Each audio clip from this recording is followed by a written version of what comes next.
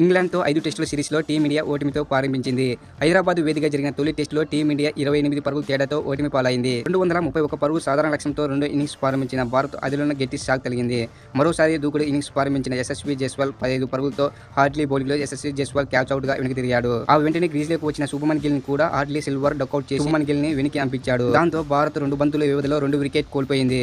Shubman Gill wicket పడడంతో భారత్ బ్యాట్స్మెన్పై అనవసరమైన ఒత్తిడి క్రియేట్ చేసింది. ఇదే జోరుతో చెలరేగిపోయిన హార్డ్లీ నిలకడగా ఆడుతున్న రోహిత్ శర్మ 39 పరుగుల వద్ద బౌల్తా కొట్టించాడు. కొద్దిసేపటికే అక్షర్ పటేల్ 17 పరుగులతో అవుట్ అయ్యాడు. పటేల్ ని టాప్ ఆర్డర్ పంపిస్తూ టీమిండియా చేసిన ప్రయోగం విసిరి కొట్టింది.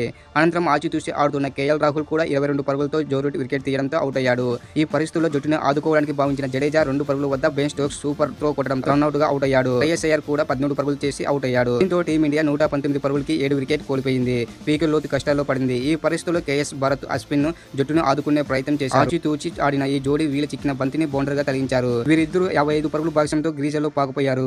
విజయంపై ఆశలు రేపెందించారు. కానీ హార్డ్లీ మరొకసారి దెబ్బతీశారు. నిలకడగా ఆడుతున్న కేఎస్ భారత్ ని 28 పరుగుల వద్ద క్లీన్ బౌల్ చేశాడు. మరుసటి ఓవర్లో అశ్విన్ కూడా 28 పరుగులతో స్టంపౌట్ చేయడంతో భారత ఓటమి ఖాయమని అంతా అనుకున్నారు. కానీ చివర్లో జస్ప్రీత్ బుమ్రా, మహమ్మద్ సిరాజ్ అసాధారణ బ్యాటింగ్ తో ఇంగ్లాండ్ బౌలర్లకి 25 పరుగులు జోడించి ఆశలు రేపెందించారు. కానీ సిరాజ్ స్టంపౌట్ కావడంతో టీమిండియా ఓటమి పాలైంది. ఈ ఓటమితో 5 టెస్టుల సిరీస్ లో ఇంగ్లాండ్ 1-0తో ఆధిక్యంలో నిలిచింది.